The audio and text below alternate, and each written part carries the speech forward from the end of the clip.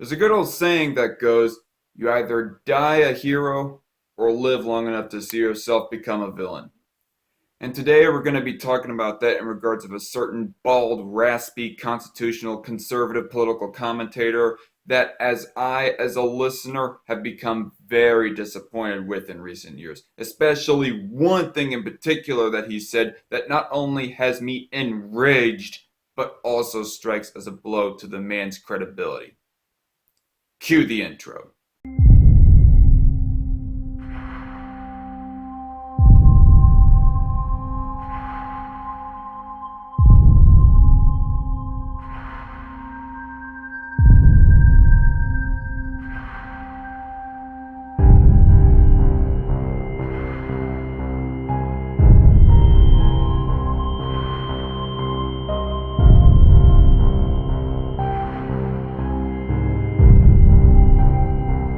Trust me when I say I have no real pleasure in making this video, but it had to be said. Now I'm quite a bit late in actually getting to this, as I had listened to this clip from the Mark Levin show live way back in mid-January, but when I was listening to it live, when I heard this from Mark, I was absolutely pissed.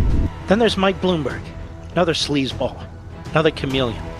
He runs for mayor of New York. He was a Democrat, becomes a Republican, becomes an independent, becomes a Democrat. The order may be different, but who cares? And he throws his money around left and right. Trump didn't do that. Now, just from hearing that statement alone, you just know that Mark is uttering some stupidity right here. I mean, it is pretty much an objective fact that Trump has donated to various people, various different parties, both Republican and Democrat. About as objective as the fact that the earth is round, if not even more so. In fact, I don't even have to provide a source for this claim right here. Screw it, here's the screen caps, links down in the description below for the sources. But seriously, when I first heard this, I was highly disappointed and raging pissed at this. And I'm just going thinking to myself that either Mark is lying or is being ignorant. Now, one could chalk it up to ignorance, possibly, with Mark not knowing this little factoid. Problem though, back in early 2016, during the height and heat of the Republican primaries for president of that year, the guy was highly critical of Trump, all the way to the point of becoming a never-Trumper himself. But here's what I'm going to do. As a result of what the Trump supporters have attempted here, particularly Roger Stone, I am not voting for Donald Trump, period. So I want to congratulate Roger Stone. And if anybody has a problem with that, Donald Trump, you can talk to Roger Stone. These bully, dirty tricks, Nixonian tactics, they're only going to backfire. They're only going to backfire, so count me as never Trump. But then later on starts changing his mind on endorsing Donald Trump, whilst also still remaining sympathetic to never-Trumpers. If only the never-Trumpers, if only Jonah Goldberg, and Bill Kristol, and Glenn Beck, and this one and that one, if only they'd get behind Trump, then we'd be winning. We'd win big time. Oh, yes. No, we wouldn't. As popular as many of those men and women are, they're not going to sway anybody one way or another. This is a presidential election. People make up their own minds. I can encourage you or others to do one thing or another. In the end, you're going to make up your own mind, which is exactly Ted Cruz's point. You're going to vote your conscience. You're going to decide yourself. That's a statement of fact. Railing on and on, positioning yourself.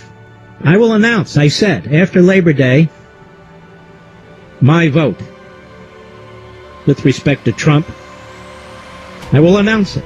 So knowing this bit of information, I was wondering to myself, as everyone else knowing this information should wonder as well, surely there was a point in which Mark did admit that Trump was a big-time funder of Democrats as well as Republicans. So within the last couple of weeks, I actually got the gumption to actually search for the soundbite of him doing so, and, well, I found it, y'all. I'm going to go through some of these contributions of Donald Trump, starting with his most recent, and you tell me if you can discern any philosophy other than protecting he believes his business interests, for the most part. As recently as October 21, he gave $500 in the general election to somebody named Chris Gibson, running as a Republican in New York District 20. He dropped $50,000 on Rove's group, American Crossroads, I think that's Rove's group, in October. Kirsten Elizabeth Gillibrand, the junior Democrat, senator from New York, he obviously likes her. He gave $10,000 in the primary in September, another $2,400 in the primary in September. He also gave her $2,400 in the general. Then, last August, he dropped $30,400 on the RNC. May of last year, he gave $1,000 to Coburn. February of last year, he gave $2,000 in the primary to Anthony Weiner, $400 to Charles Schumer, $1,600 to Schumer in the general.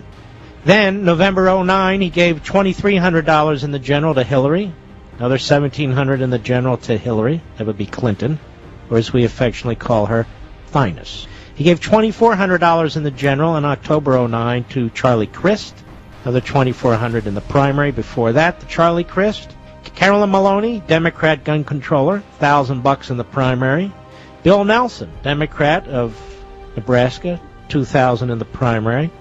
Then May of 2009, he gave another $2,000 in the primary to Chuck Schumer. March 2009, he gave $2,400 in the primary to Harry Reid. Then we have a slew of donations, $1,000, $1,000, $1,000, $2,300, $2,300 to John McCain. Then he drops $28,450 on McCain in May of 2008. Then he backs liberal Democrat Robert Andrews, running in the Democrat primary for the Senate in New Jersey. He gives him $6,900 in the primary.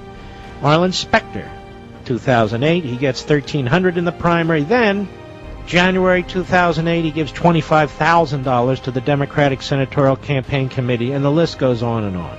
Yeah, Trump totally did not throw his money all around.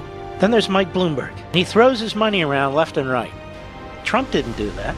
Wrong, of course he fucking did, by your own past admission too, by the way. Not that I'm saying that I'm gonna stop listening to the guy entirely, but this is just a big, fat, glaring example of how uncredible Mark Levin can be, how a lot of his words shouldn't just be taken off of face value without checking into them, and how imperfect of a political commentator he is. And for the bulk majority of you watching, that of course goes without saying, but I'm also making this video for personal reasons that I won't get into. Since when and how did Mark Levin become such an avid Trump supporter to where he'll bullshit in order to defend him?